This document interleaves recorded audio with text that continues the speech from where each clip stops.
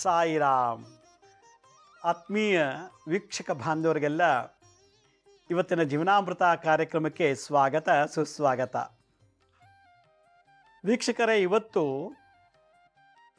ಬಹಳ important topic subject. ಇವತ್ತಿನ ಸಂಚಿಕೆ, ಇವತ್ತಿನ ಎಪಿಸೋಡಲ್ಲಿ ಪ್ರತಿಯೊಬ್ಬರು ಯಾರ ಮೇಲೆ ಹೆಣ್ಮಕ್ಳಿದಾರೋ, ಯಾರು ಹೆಣ್ಮಕ್ಳಿಗೆ ಜನ್ಮ ಕೊಟ್ಟಿದ್ದಾರೋ ಅವ್ರು ಪ್ರತಿಯೊಬ್ಬರು ನೋಡಲೇಬೇಕು ಈ ಎಪಿಸೋಡನ್ನ. ಯಾಕೆ ಅಂತ ನಿಮಗೆ ಗೊತ್ತಾಗತ್ತೆ. ನಾನು ಹೋಗ್ತಾ ಹೇಳ್ತಾ ಹೋಗ್ತೀನಿ. ನಾನು ಮೊನ್ನೆ ಟಿ ವಿ ನೋಡ್ತಾ ಇದ್ದೆ. 5 ವರ್ಷದ ಬಾಲಕಿ ಮೇಲೆ ಅತ್ಯಾಚಾರ ಮಾಡಿ ಆ ಹುಡುಗಿ ಗಂಟ್ಲತ್ರಲ್ಲ ಕಟ್ ಮಾಡಿ ಸಾಯಿಸಿಬಿಟ್ಟಿದ್ದಾರೆ ಅಂಥೇಳಿ ಸುಮಾರು ಒಂದು ದೊಡ್ಡ ಎಪಿಸೋಡ್ ಮಾಡಿ ತೋರಿಸಿದ್ರು. ಒಂದು, ಇತ್ತೀಚೆಗೆ ಬಾಲಕಿಯರ ಮೇಲೆ ಅತ್ಯಾಚಾರ ಜಾಸ್ತಿ ಆಗ್ತಾ ಇದೆ.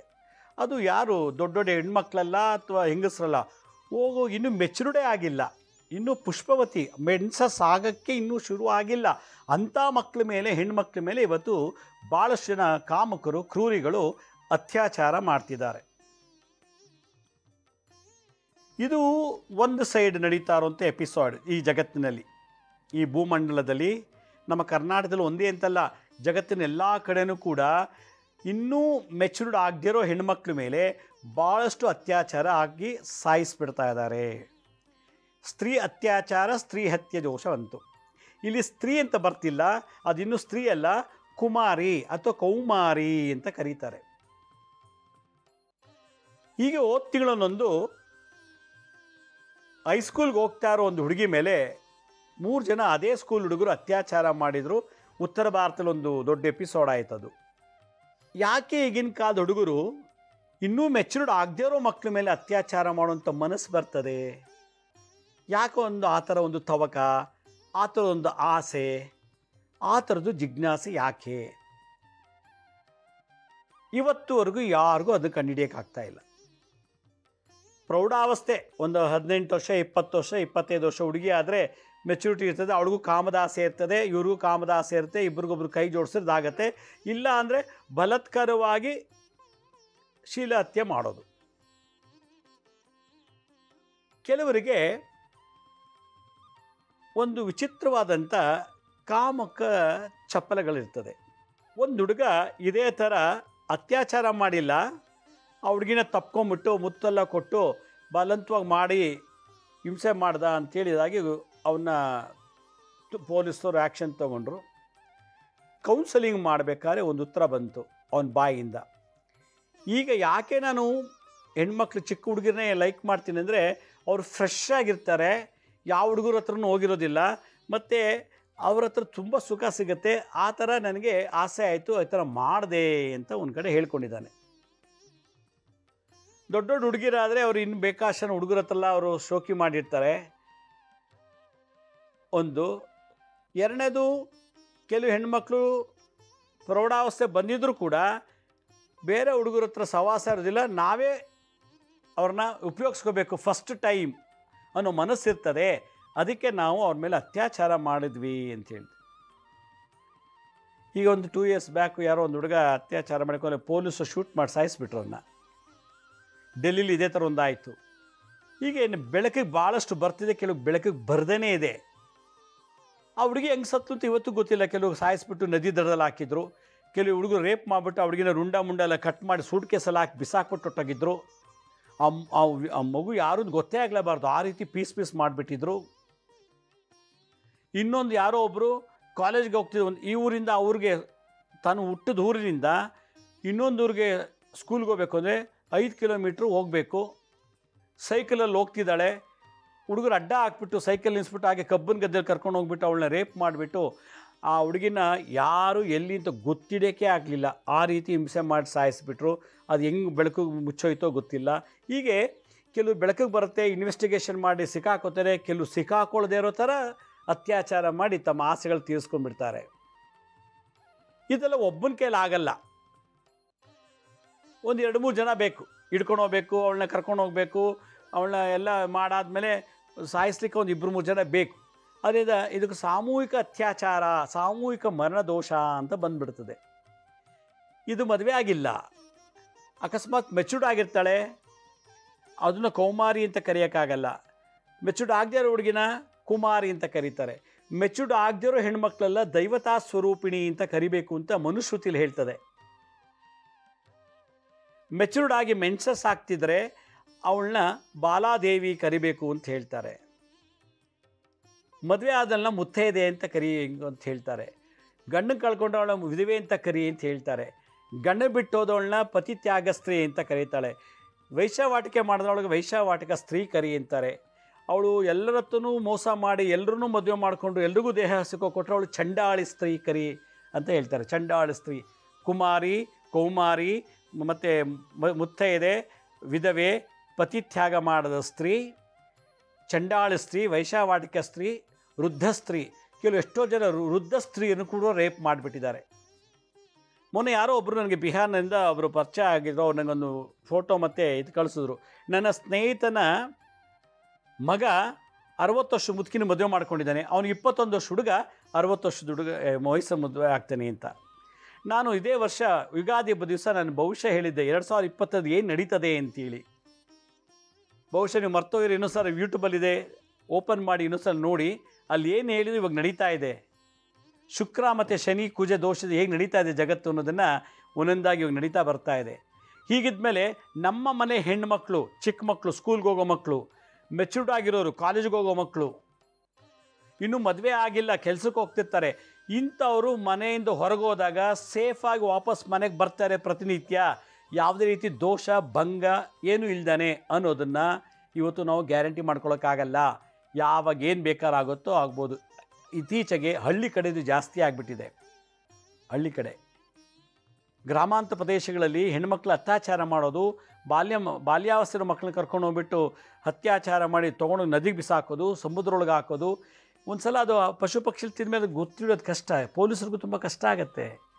ಹೀಗಾಗಿ ಇವತ್ತು ಬಾಲಕಿಯರ ಮೇಲೆ ಅತ್ಯಾಚಾರ ಜಾಸ್ತಿ ಆಗ್ತಾ ಇದೆ. ಇದು ಯಾಕಾಗತ್ತೆ? ಅಕಸ್ಮಾತ್ ಅತ್ಯಾಚಾರ ಮಾಡಿ ಸಾಯಿಸಿದರೆ ಆ ಗೋತ್ರ, ಆ ಹೆತ್ತ ತಂದೆ ತಾಯಿಗೆ ಏನಾಗುತ್ತೆ?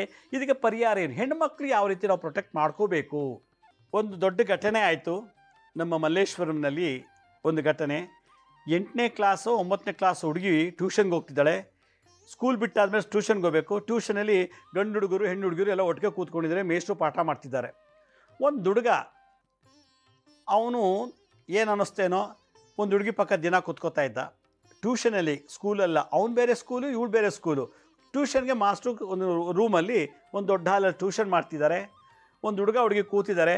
ಹುಡುಗ ನೋಡ್ದ, ಅವಳು ನೋಡ್ತಿದ್ಲು. ಅವಳಿಗೇನು ಅಷ್ಟು ಇಷ್ಟ ಇಲ್ಲ. ಹುಡುಗನಿಗೆ ಆ ಹುಡುಗಿ ಮೇಲೆ ಇಷ್ಟ ಆಯಿತು. ಈಗ ತಾನೆ ಅವನು 8, 9ನೇ ಕ್ಲಾಸ್ ಓದೋ ಹುಡುಗ. ಅವನು ಆಗಾಗ ಮಾಡೋದು, ಮುಟ್ಟೋದು, ಹತ್ಕೊಡೋದು, ಹೋಮ್ವರ್ಕ್ ಬರ್ಕೊಡೋದು, ಪುಸ್ತಕ ಕೊಡೋದು, ಪೆನ್ಸಿಲ್ ತೊಗೊಳೋದು, ಹಿಂಗೆ ಮಾಡಿ ಅವಳು ಮುಟ್ಟೋದು ಮಾಡೋದೆಲ್ಲ ಮಾಡಿದಾಗ ಅವ್ಳಿಗೆ ಏನೋ ಒಂಥರ ಹಿತ ಅನ್ನಿಸ್ತಾ ಇತ್ತು. ಆ ಹುಡುಗಿಗೂ ಮುಟ್ಟೋದು, ಮಾಡೋದು, ತಲೆ ಸವರೋದು, ತಪ್ಕೊಳ್ಳೋದು, ಮುತ್ಕೊಡೋದು, ಯಾರು ಇಲ್ಲದಾಗ ಈ ಥರದೆಲ್ಲ ಮಾಡಿ ಅವನು ಟ್ಯೂಷನ್ ಮುಗಿಕೊಂಡು 4 ತಿಂಗಳಾಯಿತು. 4 ತಿಂಗಳೊಳಗೆ ಅವ್ರು ಎಲ್ಲೊಂದು ಭೇಟಿ ಮಾಡೋದು, ಅಲ್ಲೋಗಿ ಭೇಟಿ ಮಾಡೋದು, ಕದ್ದು ಹೋಗೋದು, ಮಾತಾಡೋದೆಲ್ಲ ಮಾಡಿ ಯಾವುದೋ ಒಂದು ಪಾರ್ಕ್ಗೆ ಕರ್ಕೊಂಡು ಹೋಗೋದು, ಅಲ್ಲೆಲ್ಲ ಹೋಗಿ ಬರೋದು, ಈ ಥರ ಎಲ್ಲ ಈ ಸಿನಿಮಾ ಟಿ ವಿ ನೋಡಿ ಅವ್ನಿಗೆ ಬಹಳ ಪಳಗ್ಬಿಟ್ಟಿದ್ದ ಹುಡುಗ. ನೋಡಿದ್ರೆ ಅವಳಿಗೆ ಪ್ರೆಗ್ನೆಂಟ್ ಆಗಿಬಿಟ್ಟಿದ್ದಾಳೆ. ಇನ್ನು ಗರ್ಭಕೋಶ ಅಷ್ಟು ಚೆನ್ನಾಗಿ ಬಲ್ತಿಲ್ಲ, ಗರ್ಭಕೋಶ ಏನು ಸ್ಟ್ರಾಂಗ್ ಇಲ್ಲ. ಆಗಲೇ ಅವ್ಳಿಗೆ ಪ್ರೆಗ್ನೆಂಟ್ ಆಗಿಬಿಟ್ಟಿದ್ದಾಳೆ. ಗೊತ್ತೇ ಇಲ್ಲ. ಮನೇಲಿ ಅವ್ಳಿಗೆ ವಾಂತಿ ಮಾಡ್ಕೊಳ್ಳೋದು, ತಲೆ ಸುತ್ತು ಬರೋದು, ಸುಸ್ತಾಗೋದು, ಸ್ಕೂಲ್ಗೆ ಹೋಗೋದಿಲ್ಲ. ಹೀಗೆ ಸ್ಕೂಲ್ 1-2 ಸಲ ಬಿದ್ದುಬಿಟ್ಟಿದ್ಲು. ಎಲ್ಲ ಬಂದು ಬ್ಲಡ್ ಟೆಸ್ಟ್ ಎಲ್ಲ ಮಾಡಿದಾಗ ಹುಡುಗಿ ಪ್ರೆಗ್ನೆಂಟ್ ಅಂತ ಗೊತ್ತಾಗೋಯ್ತು ಇಮಿಡಿಯೇಟಾಗಿ. ಆಮೇಲೆ ಹುಡುಗಿನ ಕೇಳ್ತಾರೆ, ಯಾಕೆ ಹಿಂಗಾಯ್ತು ಈಗ ಅಂತ. ಹಿಂಗೆ ಟ್ಯೂಷನ್ ಹಿಂಗೆ ಮಾಡ್ದೆ ಆಗಿತ್ತು. ಹುಡುಗನ ಕರೆದು ಅವ್ರ ಅಪ್ಪ ಅಮ್ಮನೆಲ್ಲ ಕರೆದು ಬೈದು ಮಾಡಿ ಎಲ್ಲ ಮಾಡಿದ್ಮೇಲೆ ಈ ಏಜಲ್ಲಿ ಏನು ಮದುವೆ ಮಾಡೋಕ್ಕಾಗತ್ತೆ, ಹೆಂಗೆ ಮಾಡಿ ನೀವೇ ಯೋಚನೆ ಮಾಡಿ ಅಂತ ಗಂಡು ಹೇಳಿದ್ರು. ಅದಕ್ಕೆ ಡಾಕ್ಟರ್ ಹತ್ರ ತೋರಿಸಿದ್ರು, ಅಬಾರ್ಷನ್ ಮಾಡಿಸ್ಬಿಡಿ, ಗರ್ಭಪಾತ ಮಾಡಿಸಿ ಅಂತ. ಆದಾಗ ಡಾಕ್ಟ್ರ್ ಹೇಳಿದ್ರು, ಈ ಹುಡುಗಿನಲ್ಲಿ ಗರ್ಭಪಾತ ಮಾಡಿಸಿದ್ರೆ ಮದುವೆ ಆದಮೇಲೆ ಮಕ್ಕಳಾಗೋದಿಲ್ಲ. ಆಗಿದ್ಮೇಲೆ ನಾವು ಮಾಡ್ತೀವಿ. ಮತ್ತೇನು ಮಾಡಿದ್ವಿ? ಮಗು ಇಟ್ಕೊಂಡು 9 ತಿಂಗಳು ಡೆಲಿವರ್ ಆಗಿ ಇಟ್ಕೊಳ್ಳಿ, ಆಮೇಲೆ ನೋಡೋಣ ಅಂದರು. ಸರಿ, ಸಮಾಜ ಏನನ್ನುತ್ತೆ, ಇನ್ನೂ ಚಿಕ್ಕ ಹುಡುಗಿ ಆಲೇ ಪ್ರೆಗ್ನೆಂಟ್ ಆಗಿದ್ದಾಳಲ್ಲ ಅಂಥೇಳಿ ಅವ್ರ ಸ್ನೇಹಿತರು ಮನೆ ಕೇರಳದಲ್ಲಿ ಒಂದಿತ್ತು.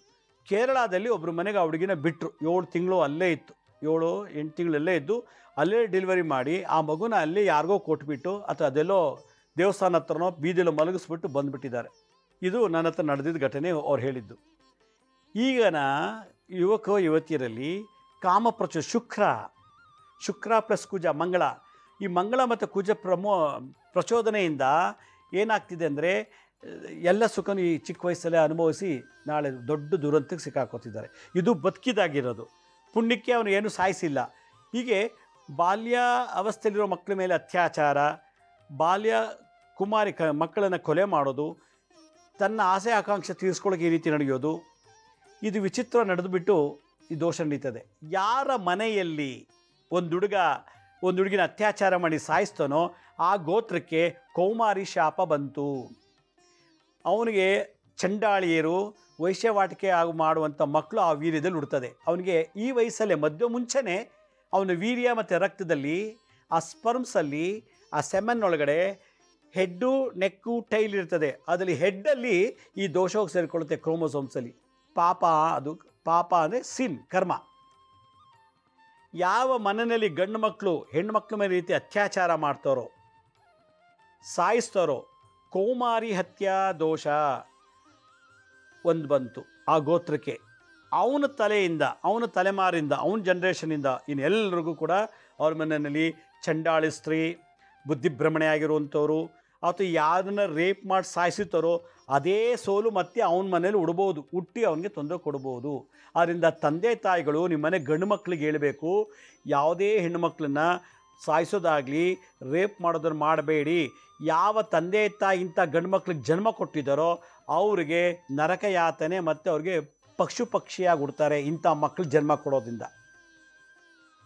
ಇದರಲ್ಲಿ ತಂದೆ ತಾಯಿಗಳದ್ದು ಬಹಳ ಪಾತ್ರ ಇದೆ. ನಾವು ಯಾವ ರೀತಿ ಗಿಡಕ್ಕೆ ನೀರು ಹಾಕಿ ಬೆಳೆಸೋ ಆ ರೀತಿ ಮರ ಆಗತ್ತೆ.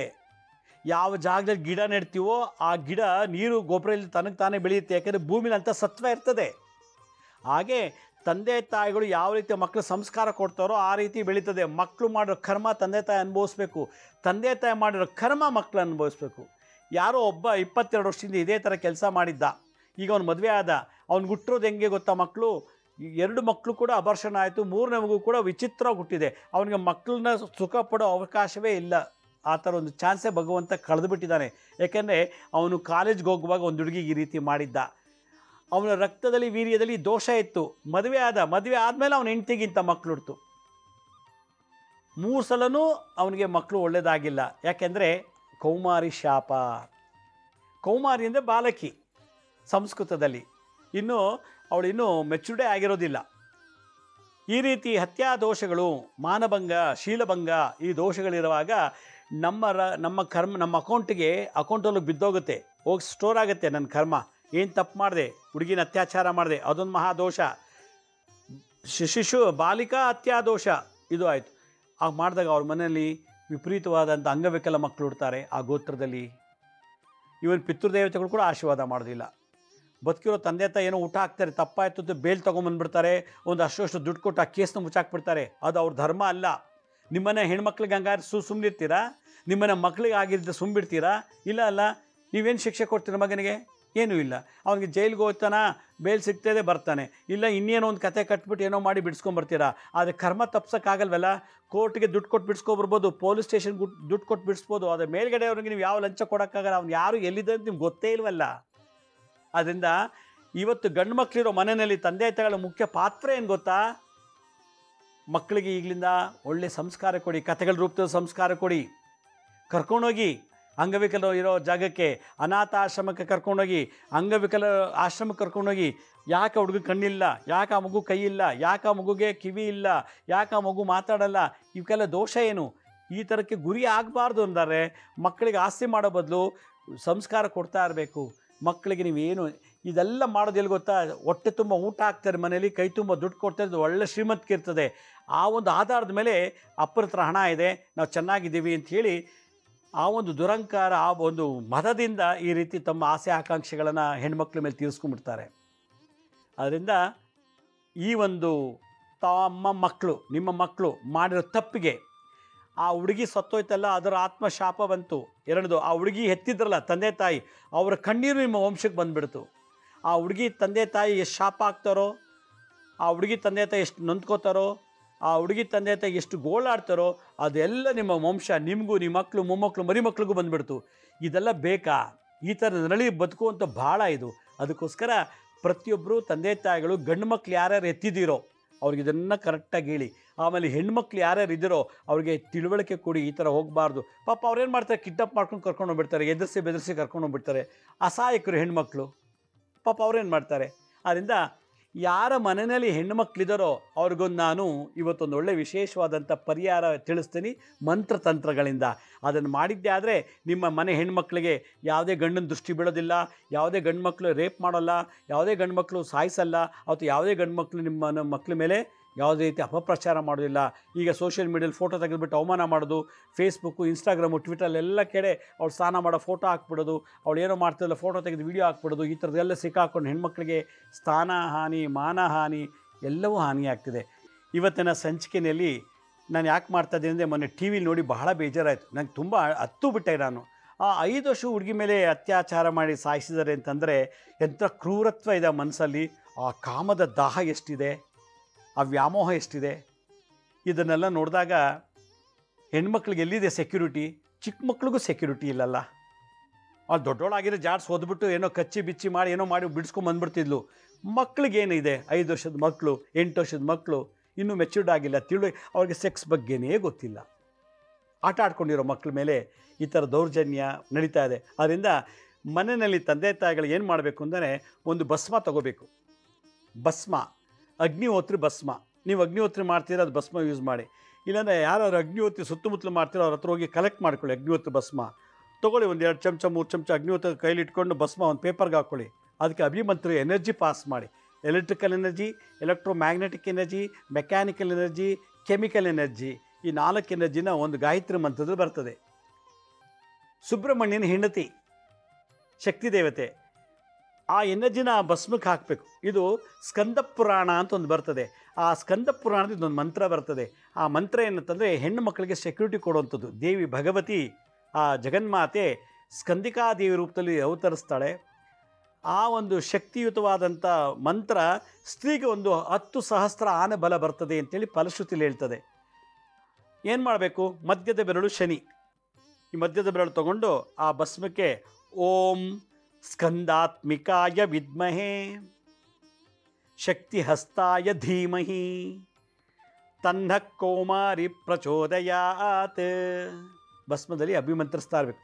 ಮಂತ್ರಶಕ್ತಿನ ಭಸ್ಮಕ್ಕೆ ತುಂಬಬೇಕು. ಮೆಕ್ಯಾನಿಕಲ್ ಎನರ್ಜಿ, ಶಬ್ದ ಮತ್ತು ಸ್ಪರ್ಶ.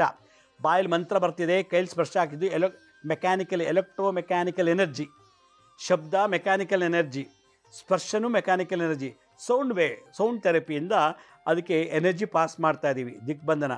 ಓಂ ಸ್ಕಂದಾತ್ಮಿಕಾಯ ವಿದ್ಮಹೇ ಶಕ್ತಿ ರೂಪಾಯ ಧೀಮಹಿ ಅಥವಾ ಶಕ್ತಿ ಹಸ್ತಾಯ ಧೀಮಹಿ. ಶಕ್ತಿ ಹಸ್ತಾಯೇ, ಹಸ್ತದಲ್ಲಿ ಶಕ್ತಿಯನ್ನು ತುಂಬ್ತಾಳಂತೆ. ತನ್ನ ಕೌಮಾರಿ ಪ್ರಚೋದಯಾತ್, ಕೌಮಾರಿ ಅಂದರೆ ಇನ್ನೂ ಮೆಚ್ಯೂರ್ಡ್ ಆಗಲೇ ಇರುವಂಥ ಹೆಣ್ಮಕ್ಳು. ಆದ್ದರಿಂದ ಈ ಮಂತ್ರ ಹೇಳ್ಕೊಂಡು ಒಂದು ಅರ್ಧ ಗಂಟೆ ಹುಣ್ಣಿಮೆ ಅಮಾವಾಸ್ಯೆ ದಿವಸ ಇದನ್ನು ಜಪ ಮಾಡಬೇಕು, ಇಟ್ಕೊಂಡು ಮಂತ್ರಿಸ್ಬೇಕು. ಓಂ ಸ್ಕಂದಾತ್ಮಿಕಾಯೈ ವಿದ್ಮಹೇ ಶಕ್ತಿ ಹಸ್ತಾಯ ಧೀಮಹಿ ತನ್ನ ಕೌಮಾರಿ ಪ್ರಚೋದಯಾತ್. ಓಂ ಸ್ಕಂದಾತ್ಮಿಕಾಯೈ ವಿದ್ಮಹೇ ಸ್ಕಂದಾತ್ಮಿಕಾಯೈ ವಿದ್ಮಹೇ ಶಕ್ತಿ ಹಸ್ತಾಯ ಧೀಮಹಿ, ಧೀಮಃ ಪ್ರಾಣ, ಧೀಮಹಿ ತನ್ನ ಕೌಮಾರಿ ಪ್ರಚೋದಯಾತ್. ಅಮ್ಮ ಜಗನ್ಮಾತೆ ಸ್ಕಂದಿಕಾದೇವಿ, ಸುಬ್ರಹ್ಮಣ್ಯನ ಹೆಂಡತಿ, ನನ್ನಲ್ಲಿ ಶಕ್ತಿ ಕೊಡು. ಎಂಥ ದುಷ್ಟ ಶಕ್ತಿಗಳ ಬಾಧೆ ಇದ್ರೂ, ಎಂಥ ದುಷ್ಟ ಸಹವಾಸದಿಂದ ಬರುತ್ತೋ ಶಕ್ತಿಯನ್ನು ಕೂಡ ಅದನ್ನು ನಾಶ ಮಾಡಿ ನನ್ನನ್ನು ಒಂದು ಒಳ್ಳೆಯ ಅಗಾಧವಾದ ಶಕ್ತಿನ ಪ್ರಚೋದನೆ ಮಾಡು ಅಂತೇಳಿ ಸ್ಕಂದಾತ್ಮಿಕಾದೇವಿಯ ಗಾಯತ್ರಿ ಮಂತ್ರ ಇದು. ಇದನ್ನು ಮನೇಲಿ ಮಕ್ಕಳಿಗೆ ಇದನ್ನು ಜಪ ಮಾಡಿ ಹೊರಗಡೆ ಹೋಗುವಾಗ ಅದಕ್ಕೆ ಹಣೆಗೆ ಇಡಬೇಕು. ಹಣೆಗೋ ಕತ್ತು ಹೊಕ್ಲತ್ರ ಇಟ್ಬಿಟ್ರೆ ಸಾಕು. ದಿಗ್ಬಂಧನ. ಯಾಂಥ ಕಾಮುಕ ಬಂದರು, ಎಂಥ ಮಾಂತಕ ಬಂದರೂ ಕೂಡ ಅವನಿಗೆ ದಿಗ್ಬಂಧನ ಆಗಿಬಿಡ್ತದೆ. ನಿಮ್ಮ ಮನೆಗೆ ಮಕ್ಕಳು ಮನೆಯಿಂದ ಹೊರಗೋಗಿ ಒಳಗೋಗಿ ಸೇಫಾಗಿ ಬರ್ತಾರೆ. ಭಾಳ ವಿಶೇಷ ಇದು. ಒಂದು ಟ್ಯಾಬ್ಲೆಟು, ಇಂಜೆಕ್ಷನ್ನು, ಒಂದು ಸಿರಪ್ಗಿಂತ ಹೆಚ್ಚಿಗೆ ಕೆಲಸ ಮಾಡುತ್ತೆ. ಇದು ನಮ್ಮ ಸ್ವಯಂ ಇಚ್ಛೆ, ನಮ್ಮದು. ನಿಮ್ಮ ಮಕ್ಕಳಿಗೆ ಇದನ್ನು ಹೇಳಕ್ಕೆ ಬರೋದಿಲ್ಲ, ಅವ್ರು ಬಾಯಲ್ಲಿ ಹೇಳಿಸಲೇ ಬಿಡಿ. ಮಕ್ಕಳು ಹೇಳಿಸಿ ಈ ಮಂತ್ರ ದಿನ ಒಂದು 5 ಸಲ ಹೇಳಿಸಿ, ಒಂದು 10 ಸಲ ಹೇಳಿಸಿ. ಫ್ರೀಯಾಗಿ ಈಗ ಸಾಟರ್ಡೆ ಸಂಡೇ ಮಕ್ಕಳು ಕೂತ್ಕೊಂಡು ಈ ಮಂತ್ರ ಹೇಳಿಸಿ. ನೀವು ಮೆಚ್ಯೂರ್ಡ್ ಆಗಿರೋರು, ಕಾಲೇಜ್ಗೆ ಹೋಗಿ ಹುಡುಗಿರು, ದೊಡ್ಡ ಕೆಲಸಕ್ಕೆ ಹೋಗೋ ಹುಡುಗಿರು, ಯಾರು ಬೇಕಾದ್ರೂ ಇದನ್ನು ಹೇಳ್ಬೋದು. ಓಂ ಸ್ಕಂದಾತ್ಮಿಕಾಯೈ ವಿದ್ಮಹೇ ಶಕ್ತಿ ಹಸ್ತಾಯ ಧೀಮಹಿ ತನ್ನ ಕೌಮಾರಿ ಪ್ರಚೋದಯಾತ್. ಓಂ ಸ್ಕಂದಾತ್ಮಿಕಾಯೈ ವಿದ್ಮಹೇ ಶಕ್ತಿ ಹಸ್ತಾಯ ಧೀಮಹಿ ತನ್ನ ಕೌಮಾರಿ ಪ್ರಚೋದಯಾತ್ ಅಂತ ಈ ಮಂತ್ರ ಹೇಳಿಸ್ಬಿಟ್ರೆ ಮಕ್ಕಳಿಗೆ ಇಲ್ಲಿ ಬಹಾಟ್ ಮಾಡಿಸ್ಬಿಡಿ. ಯಾರು ಗೊತ್ತು 9ನೇ ಕ್ಲಾಸ್ ಹುಡುಗನಿಗೆ ಕಾಮದ ಆಸೆ ಜಾಸ್ತಿ ಆಗಿದೆ ಅಂದರೆ ಆ ಹುಡುಗಿಗೆ ಪ್ರೆಗ್ನೆಂಟ್ ಕೇರಳ ಕರ್ಕೊಂಡೋಗಿ ಅದನ್ನು ಡೆಲಿವರಿ ಮಾಡಿಸಿ ಆಮೇಲೆ ವಾಪಸ್ ಬೆಂಗಳೂರು ಕರ್ಕೊಂಡ್ಬಂದರು. ಆ ಮಗು ಅಲ್ಲೇ ಬಿಟ್ಟು ಬಂದರು, ಸಮಾಜ ಆಡ್ಕೊಳ್ಳುತ್ತೆ ಅಂತೇಳಿ. ಯಾರಿಗೆ ಯಾವಾಗ 70 ವರ್ಷದ ಮುಡುಕ 10 ವರ್ಷ ಹುಡುಗಿ ಮೇಲೆ ರೇಪ್ ಮಾಡಿದ್ದಾನೆ ಯಾವುದೋ ಬಿಹಾರಲ್ಲಿ, ಅದು ಒಂದು ನಾನು ನೋಡಿದೆ. ಆ ಏಜಲ್ಲಿ ಅವನಿಗೆ 10 ವರ್ಷದ ಹುಡುಗಿ ಮೇಲೆ ಆಸೆ ಐತೆ ಅಂದರೆ ಏನು ಅರ್ಥ ಇದು? 10 ವರ್ಷ, ಅದು ಇನ್ನೂ ಮೆಚೂರ್ಡೇ ಆಗಿಲ್ಲ. ಚಿಕ್ಕ ಹುಡುಗ ಒಂದು ಹುಡುಗಿ ಮೇಲೆ ಮಾಡಿದ್ದಾನೆ, 25 ವರ್ಷದ ಹುಡುಗ 5 ವರ್ಷದ ಹುಡುಗಿ ಮೇಲೆ ಇದು ಮಾಡಿದ್ದಾನೆ ಅಂದರೆ ಎಂಥ ವಿಚಿತ್ರ ಜಗತ್ತು ಹೇಗಿದೆ ನೋಡಿ. ಹಾಗಾದರೆ ಕಾಮಕ್ಕೆ ಬೆಲೆ ಇಲ್ಲ, ಕಣ್ಣಿಲ್ಲ, ಜಾತಿ ಇಲ್ಲ, ಧರ್ಮ ಇಲ್ಲ, ಭೇದ ಇಲ್ಲ. ಕಾಮ ಯಾವಾಗಲೂ ಮೈಲಿಗೆ. ಆದ್ದರಿಂದ ಧರ್ಮ, ಲಿಂಗ, ಪುರುಷ ಯಾವುದೂ ನೋಡೋದಿಲ್ಲ. ಇದನ್ನೆಲ್ಲ ಗೆದ್ದು ಇದನ್ನೆಲ್ಲ ಮೀರಿ ನಾವು ಸಮಾಜದಲ್ಲಿ ನೆಮ್ಮದಿಯಾಗಿ ಬದುಕಬೇಕು ಅಂದರೆ ಹಣ ಬಲ ಅಲ್ಲ, ರೂಪ ಬಲ ಅಲ್ಲ, ವಿದ್ಯಾಬಲ ಅಲ್ಲ, ಮತ್ತು ನಮ್ಮ ಆಸ್ತಿ ಬಲ ಅಲ್ಲ, ಸಂಪತ್ತು ಬಲ ಅಲ್ಲ, ಭಗವಂತನ ಬಲ ಬೇಕು ನಮಗೆ. ಆಗ ಎಲ್ಲದನ್ನೂ ಮೀರಿ ನಡೆಸ್ಕೊಂಡು ಹೋಗುವಂಥ ಶಕ್ತಿ, ಸಾಮರ್ಥ್ಯತೆ ಇದು ಬರ್ತದೆ. ಇದೇ ವ್ಯಕ್ತಿತ್ವ. ಇವತ್ತು ಕಲಿಯುಗದಲ್ಲಿ ನಮಗೆ ದೈವ ಬಲ ಇರುವಂಥ ವ್ಯಕ್ತಿತ್ವ ಬೇಕು. ಹೆಸರು ಬೇಡ, ಹಣ ಬೇಡ, ರೂಪ ಬೇಡ, ಕೀರ್ತಿ ಬೇಡ, ದೈವ ಬಲ ಬೇಕು. ಇರೋಷ್ಟು ದಿವಸ ಎಲ್ಲ ಇದ್ದೇನು ಲಾಭ ನೋಡಿ. ಎಲ್ಲ ಕಾರು, ಸೈಟು, ಮನೆ, ಬಂಗ್ಲೆ ಎಲ್ಲ ಇದೆ ಆ ಹುಡುಗಿಗೆ. ಆದರೆ ಹುಡುಗಿ ಸತ್ತೇ ಹೋದ್ಲು. ಎಲ್ಲ ಇದೆ ಆ ಹುಡುಗಿ. ಅಲ್ಲೇ ಚಿಕ್ಕ ವಯಸ್ಸಲ್ಲೇ ಪ್ರೆಗ್ನೆಂಟ್ ಆಗಲಿ, ಗರ್ಭಿಣಿಯಾಗಿ ಒಂದು ಮಗುಗೆ, ಗಂಡು ಮಗುಗೆ ಜನ್ಮ ಕೊಟ್ಟು ಬಂದು ಕೇರಳಾಗೆ ಹೋಗಿ ಅದು ಅಲ್ಲೇ ಬಿಟ್ಬಿಟ್ಟು ಬಂದುಬಿಟ್ರು. ಇದೆಲ್ಲ ನೋಡಿದಾಗ ನಮ್ಮ ಮಕ್ಕಳಿಗೆ ಎಲ್ಲಿ ಸೇಫ್ಟಿ ಇದೆ? ಹೆಣ್ಮಕ್ಳಿಗೆ. ಗಂಡು ಮಕ್ಕಳು ಬಿಡಿ, ಆದ್ರೆ ಹೆಣ್ಮಕ್ಳು ಅಂಥವ್ರಿಗೆ ಏನು ಸೇಫ್ಟಿ ಇದೆ? ಇವತ್ತು ಅವ್ರ ಅಕ್ಕ ತಂಗಿರಿಗಾದ ಈ ಥರ ಆದರೆ ಸುಮ್ಮನಿಡ್ತಾರಾ? ಇಲ್ಲ. ಅದರಿಂದ ನಮ್ಗೆ ಗೊತ್ತಿಲ್ಲ ನಮ್ಮ ಮನೆ ಹೆಣ್ಮಕ್ಳು ಹೆಂಗೆ ನಡ್ಕೊಂಡು ಹೋಗ್ತಾರೋ. ಮನೆಯೊಳಗೆ ಒಂಥರ ಸಾವಿತ್ರಿ ಥರ ಇರ್ತಾರೆ, ಮನೆಗೆ ಹೋದ್ಮೇಲೆ ಮಂಡೋದರಿ ಆಗಿಬಿಟ್ಟಿರ್ತಾರೆ. ಈ ಥರ ಡ್ಯುಯಲ್ ನೇಚರ್ ಹೆಣ್ಮಕ್ಳು ಯಾರಿಗೂ ಗೊತ್ತೇ ಆಗಲ್ಲ ಹೆಂಗೆ ನಡೀತಾ ಇದೆ ಮನೆಯಲ್ಲಿ, ಒಳಗೆ ಹೊರಗೆ ಅನ್ನೋದನ್ನು. ಆದ್ದರಿಂದ ತಂದೆ ತಾಯಿಗಳು ಅವರವರು ಕೆಲಸ ಬಿಸ್ನೆಸ್ಸಲ್ಲಿ ಬ್ಯುಸಿ ಇರ್ತಾರೆ. ಮಕ್ಕಳು ಏನಾಗ್ತಿದೆ, ಏನು ಆಗೋಗ್ತಾ ಇದೆ, ಏನು ಆಗ್ಬೋದು ಅನ್ನೋದು ಚಿಂತನೆ ಮರ್ತೋಗಿತ್ತು ಇವತ್ತಿನ ದಿವಸ. ಯಾಕೆಂದರೆ ನಾವು ಚೆನ್ನಾಗಿರ್ತಾರೆ, ನಮ್ಮ ಮಕ್ಕಳು ಚೆನ್ನಾಗಾಗೋದು ಅಂತೇಳಿ ಅವ್ರು ದುಡಿಯೋದಲ್ಲಿ ಮನಸ್ಸು ಹೋದ್ರೆ ಇವ್ರಿಗೆ ಸುಖ ಭೋಗಗಳ ಮನಸ್ಸು ಹೊಟ್ಟೋಗುತ್ತೆ. ಆದ್ದರಿಂದ ಈ ಒಂದು ಗಾಯತ್ರಿ ಮಂತ್ರವನ್ನು ಪ್ರತಿಯೊಬ್ಬರು ಮನೇಲಿ ಹೆಣ್ಮಕ್ಳು ಜಪ ಮಾಡ್ತಾಯಿದ್ರೆ ನಿಮಗೆ ಸೌಖ್ಯ, ತುಷ್ಟಿ, ಪುಷ್ಟಿ ಮತ್ತು ನಿಮಗೆ ದಿಗ್ಬಂಧನ ಆಗುತ್ತದೆ. ನಿಮ್ಮ ಒಂದು ಮಾನಸಿಕವಾಗಿ, ದೈಹಿಕವಾಗಿ ಇದೆಲ್ಲ ಮಾಡೋದ್ರಿಂದ ಸಮಾಜದಲ್ಲಿ ಒಂಟಿಯಾಗಿ ಎಲ್ಲರೂ ಹೋಗಿ ಬರ್ಬೋದು, ಹೇಗೆ ಬೇಕಾದ್ರೂ ಇರ್ಬೋದು ಅಂತ ನನ್ನ ಅಭಿಪ್ರಾಯ. ಇದು ಟಿ ವಿಲಿ ಬಂದು ನೋಡಿದ್ದಕ್ಕೆ ಇದೊಂದು ಎಪಿಸೋಡ್ ಮಾಡ್ತಾಯಿದ್ದೀನಿ ಅಂತ ಹೇಳ್ತಾ, ನಮ್ಮ ಹಳೆ ಸಂಚಿಕೆಗಳು ಯಾರು ನೋಡೋಕ್ಕಾಗಿಲ್ವೋ ನಮ್ಮ ಶಿರಡಿ ಸಾಯಿ ಭಿಕ್ಷಾ ಕೇಂದ್ರ ಮತ್ತು ಹೆಲ್ತ್ ಸೈನ್ಸ್ ಅಂತ 2 ಯೂಟ್ಯೂಬ್ ಚಾನಲ್ ಇದೆ. ಇದ್ರ ಜೊತೆಗೆ SSVK ಜ್ಞಾನೋದಯ ಅಂತ ಒಂದು ಮ್ಯೂಸಿಕ್ ಚಾನಲ್ ಇದೆ. 3ಕ್ಕೆ ಸಬ್ಸ್ಕ್ರೈಬ್ ಮಾಡ್ಕೊಳ್ಳಿ. ಪಕ್ಕದ ಬೆಲ್ ಬಟನ್ ಪ್ರೆಸ್ ಮಾಡಿ, ನೋಡಾದ್ಮೇಲೆ ಲೈಕನ್ನು ಬಟನ್ ಪ್ರೆಸ್ ಮಾಡಿ ಮರಿದೇನೆ. ಯಾಕೊತ್ತಾ, ನೀವು ಅದು ನನಗೆ ಕೊಡೋದು ದಕ್ಷಿಣೆ. ಬರೀ ಲೈಕನ್ನು ಬಂದು ಪ್ರೆಸ್ ಮಾಡಿದ್ರೆ ಸಾಕು, ನನಗೆ ಭಾಳಷ್ಟು ಖುಷಿ ಆಗುತ್ತೆ. ಇದಲ್ಲದೆ ಫೇಸ್ಬುಕ್ಕು, ಇನ್ಸ್ಟಾಗ್ರಾಮು, ಟ್ವಿಟ್ಟರು, ಲಿಂಕ್ಡ್ಇನ್ನಲ್ಲೂ ಕೂಡ ಭಾಳಷ್ಟು ಇನ್ಫಾರ್ಮೇಷನ್ ನಾವು ಟೈಮ್ ಟು ಟೈಮ್ ಅಪ್ಲೋಡ್ ಮಾಡ್ತಿರ್ತೀವಿ. ಅಪಾಯಿಂಟ್ಮೆಂಟ್ಸ್ ಬೇಕಿದ್ದವರು ಸ್ಕ್ರೀನ್ ಮೇಲೆ ತೋರಿಸ್ತಾ ಇದ್ದು ನೋಡಿ, www.lakshmisrinivas.in ಅಂತ ನೀವೇ ಲಾಗಿನ್ ಆಗಿ ಯಾವ ಡೇಟು ಯಾವ ಟೈಮ್ಗೆ ಅಪಾಯಿಂಟ್ಮೆಂಟ್ಸ್ ಬುಕ್ ಮಾಡ್ಕೋಬೋದು ಅಂತ ಹೇಳ್ತಾ ಇವತ್ತಿನ ಸಂಚಿಕೆ ಮುಗಿಸ್ತಾ ಇದ್ದೀನಿ. ಇದೇ ರೀತಿ ನಾಳಿನ ಸಂಚಿಕೆಯಲ್ಲಿ ಮತ್ತೊಂದು ವಿಶೇಷವಾದಂಥ ಮಾಹಿತಿಯೊಂದಿಗೆ ತಮ್ಮನ್ನು ಭೇಟಿ ಮಾಡ್ತೀನಿ. ಅಲ್ಲಿವರೆಗೂ ನನ್ನ ನಮಸ್ಕಾರ. ಸಾಯಿರಾಮ್.